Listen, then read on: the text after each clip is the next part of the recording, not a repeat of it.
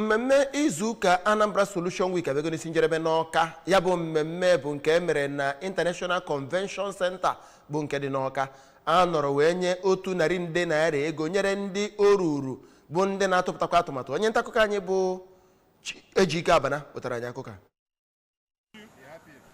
Dịka gọvanọ anyị si wee mee ka mata na ya bụ mmemme bụ ebe nlegara anya banyere mkpa ọchịchị ya dị na ya bụ njem na-eme ma mee ka mata na Anambra steeti nọ nnọọ n'ogologo njem nwere ezi olileanya ịgbanwe steeti a ka ọ bụrụ ebe ejerebere na okwu o kwuru n'ụdịpụrụ nnukwu iche co-founder AI in Nigeria Ehia Ehabo mere ka mata na n'ihe iche aka mgba dị iche iche na na-enwe ohere n'Afrịka n'ihi na ndị ntorobịa anyị bụ ndị na-eme eme. Na mbụ onye jikwa special advisor on innovation and business incubation Nwaada Chinwe Okoli kelere gọvanọ anyị maka ịkwanyesi ike na ya bụ ọlụ eji n'aka iwulite Anambra steeti ga-anọ n'usoro dijital. Ndị bịara ya bụ mmemme bụ ndị ama ama n'ihe gbasatara nka na ụzụ bụ ndị o doro anya si ma na ala anya bụ Naijiria ma obodo ndị ọzọ na mba ofesi.